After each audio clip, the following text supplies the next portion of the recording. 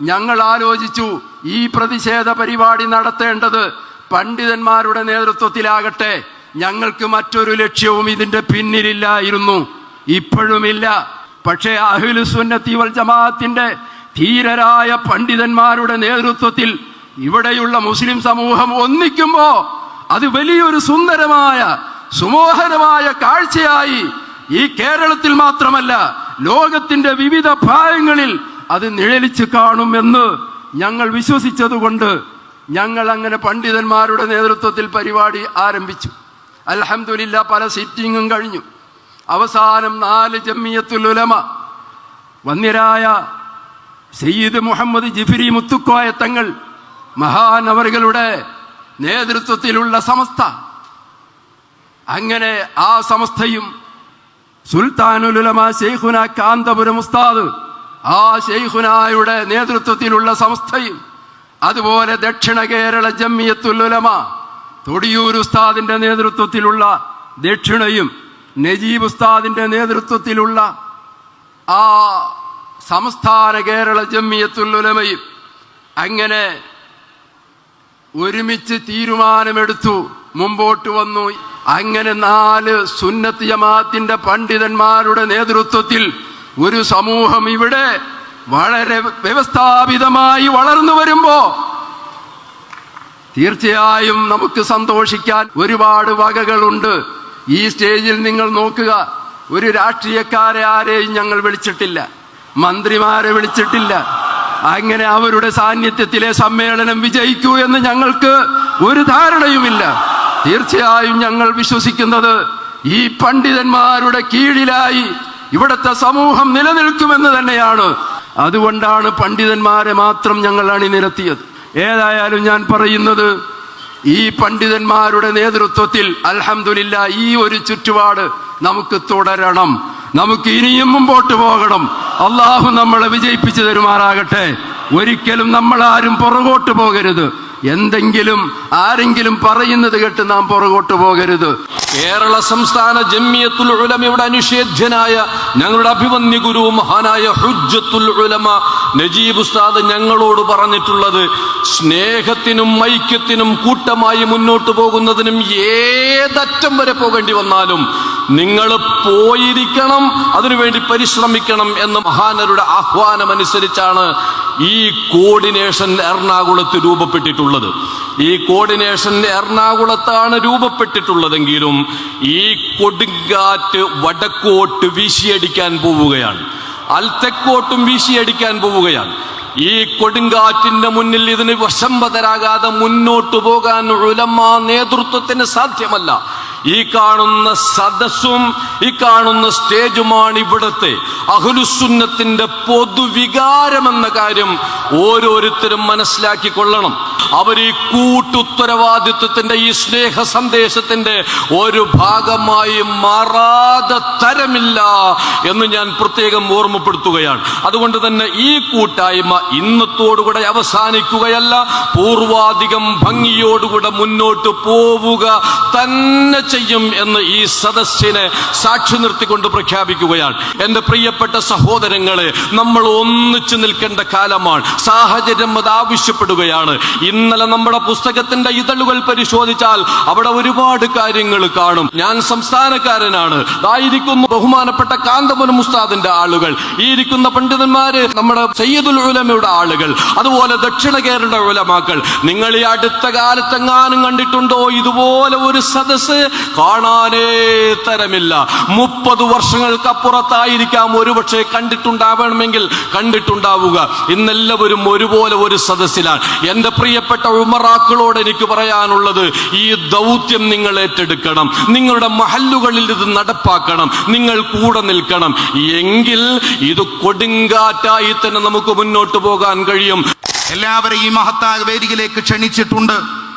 പക്ഷേ ഇതിന്റെ കോർഡിനേഷൻ, ഇതിന്റെ നേതൃപരമായ ഉത്തരവാദിത്വവും ചുമതലയും ബഹുമാനപ്പെട്ട 4 അഹ്ലുസുന്നത്തി വൽ ജമാഅത്തിന്റെ പരിശുദ്ധമായ പാതയിൽ പ്രവർത്തിച്ചു കൊണ്ടിരിക്കുന്ന 4 സുന്നി ജംഇയ്യത്തുൽ ഉലമകൾക്കാണ്.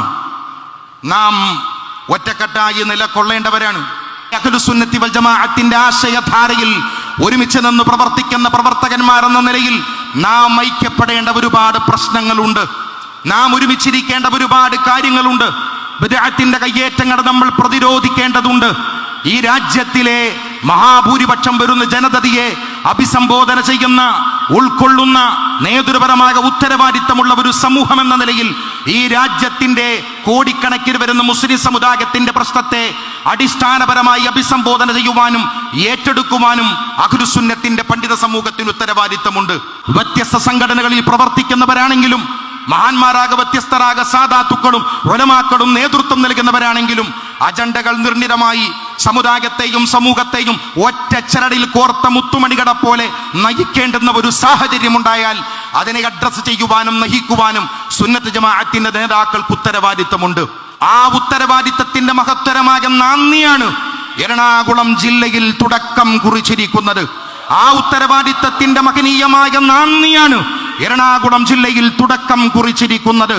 ആ ഉത്തരവാദിത്തത്തിന്റെ അതിമഹത്തരമായ സമുന്നതമായ നന്ദിയാണ് പവിത്രരായ സാദാത്തുക്കളുടെ ഉലമാക്കളുടെ നേതൃത്വത്തിൽ, മഹല്ല് ജമാഅത്തിന്റെ ഭാരവാഹികളുടെ നേതൃത്വത്തിൽ വളരെ സക്രിയമായി സംഘടനാ രംഗത്ത് പ്രവർത്തിക്കുന്ന പ്രവർത്തകന്മാരുടെ സാന്നിധ്യത്തിൽ നാം ക്ഷണിച്ചതിനേക്കാളേറെ ആളുകൾ ഇവിടെ സംഗമിക്കുമ്പോൾ ആ മഹത്തരമായ പ്രവർത്തനം അതതിന്റെ പൂർണ്ണമായ അന്വർത്ഥതയിലേക്ക് പ്രവേശിച്ചു എന്ന് ഈ സദസ്സ് തന്നെ സ്വയം അടയാളപ്പെടുത്തുകയാണ്.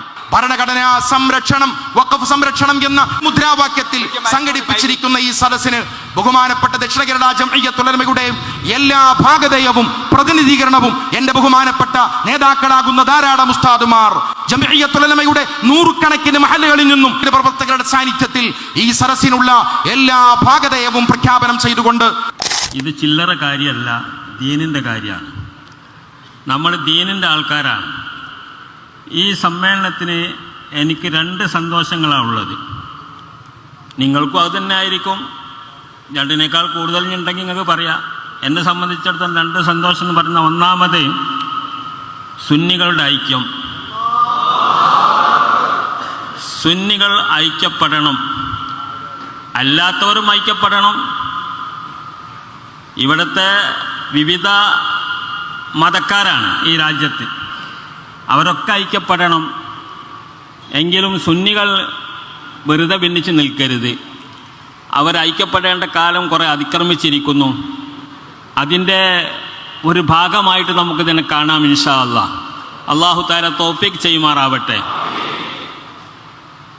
ഇങ്ങനെ 4 കൂട്ടർ കൂടുന്നതിന് ഏറ്റവും കണ്ണിക്കടി ഉണ്ടായത് ഇവിടുത്തെ ബിദ്അഈ പ്രസ്ഥാനക്കാർക്കാണ്. വഹാബികൾ, മൗദൂദികളൊക്കെ ഇതിന് വേണ്ടി കുറേ കുതന്ത്രങ്ങൾ പണിഞ്ഞിട്ടുണ്ട് എന്ന് നമുക്ക് മനസ്സിലാക്കാൻ സാധിക്കും. അതുകൊണ്ട് തന്നെ നമുക്ക് ഒന്നുകൂടെ ഐക്യപ്പെടണം തോന്നാണ്. ഒന്നിക്കേണ്ടവരാണ് നമ്മൾ. ഒന്നിക്കണം, നമ്മൾ ഭിന്നിക്കാൻ പാടില്ല. ആദർശപരമായ മേഖലയിൽ നമുക്ക് വലിയ ഭിന്നിപ്പൊന്നുമില്ല. സംഘടനാ തലത്തിൽ എന്തൊക്കെ ഉണ്ടായി എന്നല്ലാതെ പൊറുക്കാൻ കഴിയുന്നത് മാത്രമാണത്. അതൊക്കെ പുറത്തുകൊണ്ട് നമുക്കെന്താക്കണം, മുന്നോട്ട് പോകണം. അങ്ങനെ ദീനിനെ പൊളിക്കുന്ന 2 കൂട്ടരാണ്, 2 വിഭാഗമാണ്. 2 വിഭാഗം അവരാണ് നമ്മൾ ഐക്യത്തെ എതിർക്കുന്ന ആൾക്കാർ. ആ ഐക്യത്തെ എതിർക്കുന്ന ആൾക്കാരാണെന്ന ബോധത്തോടു കൂടെ നമുക്ക് ഒറ്റക്കെട്ടായിക്കൊണ്ട് മുന്നേറണം. ഇൻഷാ അല്ലാഹ് തൗഫീഖ് ചെയ്യട്ടെ. നമ്മൾ അതിനു വേണ്ടി ശ്രമിക്കണം. നമ്മുടെ നേതാക്കളൊക്കെ ആ ഭാഗത്ത് തന്നെയാണ്. എല്ലാവരും ആ ഭാഗത്ത് തന്നെയാണ്. എല്ലാ വിഭാഗത്തിൻ്റെ നേതാക്കളും ആ ഭാഗത്ത് തന്നെയാണ്. ഇൻഷാ അല്ലാഹ് അതിൻ്റെ നേതാക്കളൊന്ന് കൂടിയിരുന്നിട്ട് ഒന്ന് പ്രഖ്യാപിക്കേണ്ട ഒരു താമസമേ ഉള്ളൂ. നമ്മളെ മനസ്സുകളൊക്കെ അങ്ങനെയാണ്. എന്തിനാണ് നമ്മൾ വെറുതെ തല്ലുകൂടുന്നത്? വെറുതെ തല്ലുകൂടുന്നത് എന്താ? എന്തെങ്കിലും പ്രശ്നം ഉണ്ടെങ്കിൽ നമുക്ക് പരിഹരിച്ചൂടെ? അതിന് വേറെ രാഷ്ട്രീയക്കാരൊന്നും കൂട്ടേണ്ട ആവശ്യമില്ല. നമ്മുടെ എന്തെങ്കിലും പ്രശ്നം ഉണ്ടെങ്കിൽ നമുക്ക് തന്നെ ഇരുന്നിട്ട് പരിഹരിക്കാവുന്നതാണ്. നമ്മുടെ മുമ്പിൽ ഖുർആനും ഹദീസും ഒക്കെ അല്ലേ? ഖുർആൻ പറഞ്ഞിട്ടില്ല എന്തെങ്കിലും അഭിപ്രായ വ്യത്യാസം ഉണ്ടെങ്കിൽ എങ്ങോട്ട് മടങ്ങാനാ പറഞ്ഞത്? അല്ലാഹുവിലേക്കും റസൂലിലേക്കും മടങ്ങാനാ പറഞ്ഞത്. ഇൻ തനാസഅതും ഫീ അംരിൻ ഫറുദ്ദൂഹു ഇലല്ലാഹ്. എന്തെങ്കിലും അഭിപ്രായ വ്യത്യാസം ഉണ്ടെങ്കിൽ അള്ളാഹുലേക്കും റസൂലിലേക്കും മടങ്ങാന്ന് പറഞ്ഞാൽ ഖുർആനിലേക്കും ഹദീസിലേക്കും മടങ്ങാന്ന് അർത്ഥം. ഖുർആനും ഹദീസുള്ള നമ്മളെന്തിനാ വേറെ രാഷ്ട്രീയക്കാരെ പിന്നാലെ പോണത്? അതിൻ്റെ ആവശ്യമില്ലല്ലോ. ഇൻഷാ അല്ലാഹ് അല്ലാഹു തആല നമുക്ക് ആ നല്ല ബുദ്ധി എല്ലാവർക്കും തരട്ടെ. അങ്ങനെ ആ നല്ല നിലക്ക് തന്നെ ഇസ്ലാമിൻ്റെ ഇസ്സത്ത് കാത്തു സൂക്ഷിച്ച് പ്രവർത്തിക്കാൻ അർഹമുർ റഹീമായ തമ്പുരാൻ നമുക്കൊക്കെ അതിന് ഉദക്കം തരുമാറാവട്ടെ എന്ന് പ്രാർത്ഥിക്കാം.